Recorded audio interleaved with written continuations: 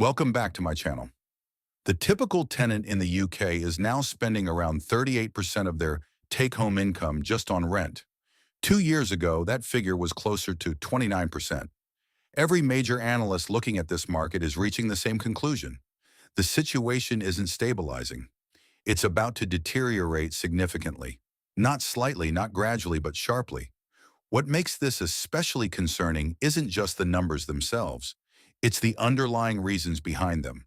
The factors pushing rents higher aren't easing off. They're intensifying. And over the past 5 years, many of the decisions made by those in power have moved things in the wrong direction. By the end of this video, you'll have a clear understanding of why the UK rental market is heading toward a breaking point that current policies are not equipped to handle. You'll also see the three major structural issues that are shrinking rental supply faster than publicly acknowledged.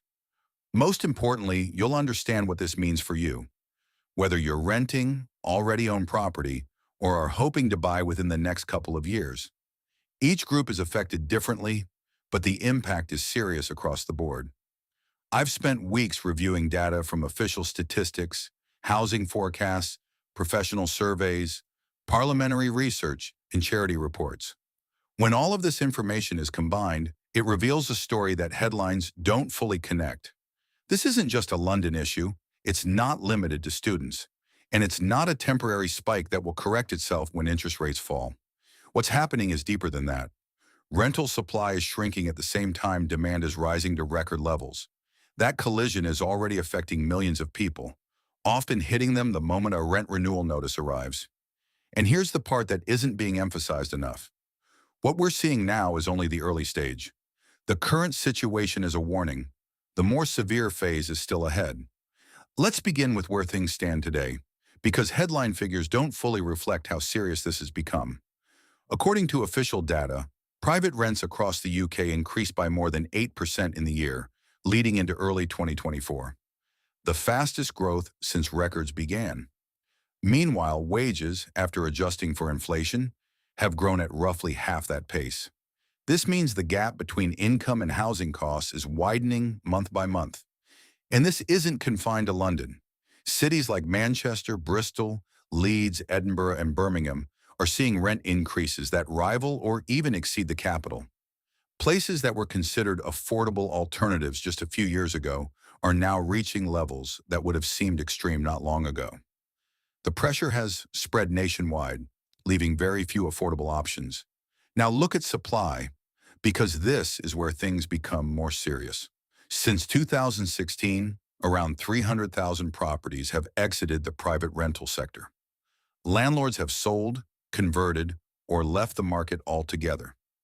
At the same time, the number of people who need to rent, not by choice but by necessity, has increased significantly. This has created a severe imbalance. In many major cities, there are now over 20 applicants competing for a single rental property. That level of competition dramatically reduces tenants' negotiating power and drives rents higher. And for those who miss out, the process repeats, often multiple times.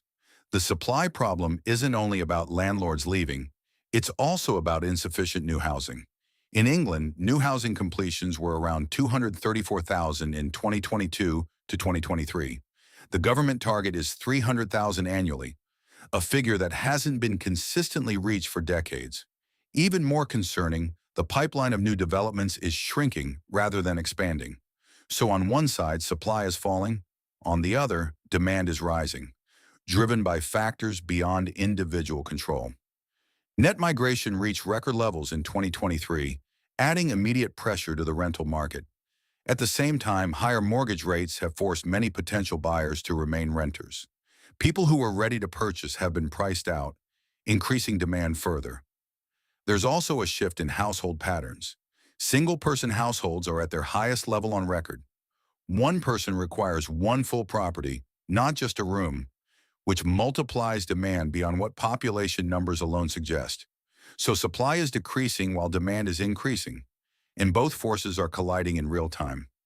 Now here's the part that raises serious questions. This situation didn't happen by accident. It wasn't unavoidable. It's the result of specific policy decisions made over time. One key change came in 2015 with adjustments to how landlords could treat mortgage interest for tax purposes. Previously, this cost could be deducted before calculating tax. After the changes were phased in, landlords were effectively taxed on total income rather than actual profit. For many, this meant that even if a property appeared profitable on paper, it could result in a loss after tax. Predictably, many smaller landlords, especially those with mortgages, began to exit the market. Between 2016 and 2023, buy-to-let mortgage activity dropped sharply. Each property that left the sector reduced available supply. Additional measures followed. A stamp duty surcharge on second homes increased the cost of entering or expanding in the rental market. This discouraged new investment. Energy efficiency requirements added further financial pressure, particularly for older properties. While the goal was reasonable, the timing added strain to landlords already facing rising costs. Many chose to sell instead of upgrading. Then came prolonged uncertainty around rental reform legislation. When future rules are unclear, investors hesitate or leave altogether. Many did exactly that. Individually, these policies may have seemed reasonable. Combined, they significantly reduced rental supply during a period when demand was rising. The planning system has also contributed. It can take over 4 years for major housing developments to move from approval to construction. In a fast-moving crisis, that delay makes it difficult to respond effectively. There are also political challenges. Local decision-makers often face opposition from existing residents when approving new developments. Those who need housing aren't yet part of the local electorate, while those who oppose development are. This creates a system where projects are delayed or blocked. As a result, the market is shifting. Smaller landlords are leaving, while large institutional investors are increasing their presence. Build-to-rent developments and corporate ownership are expanding. Historically, this shift tends to push rents higher. Looking ahead, forecasts are already indicating continued pressure. Projections suggest rents could rise between 17% and 20% by 2027. Surveys consistently show demand exceeding supply across all regions. But the impact goes beyond rising rents. When essential workers can't afford to live in the areas they serve, broader systems begin to struggle. Healthcare, education, and public services are already feeling the effects in some regions. There's also a longer-term issue: access to home ownership. The average deposit for a first-time buyer now exceeds £50,000.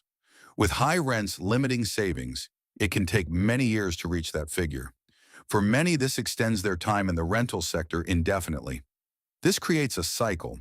High rents limit savings, limited savings prevent buying, and more people remain renters, increasing demand and pushing rents even higher. This pattern has been seen before in other cities globally.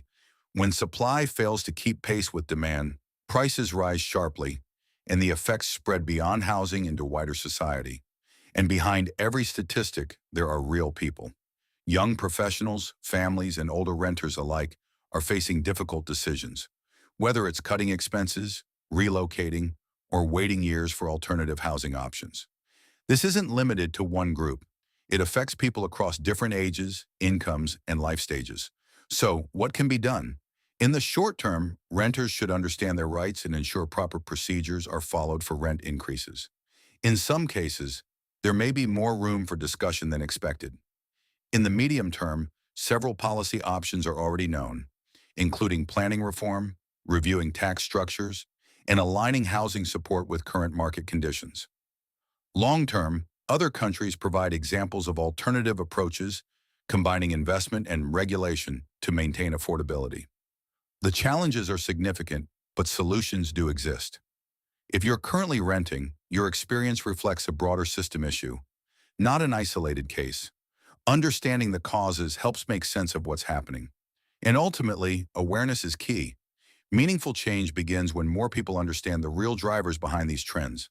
I'll continue tracking developments, data, and policy updates over time. If you want a clear and consistent view of how this evolves, stay informed. Housing markets don't reach this point randomly. They reflect decisions, and decisions can change when there's enough attention on them. Like, comment, subscribe.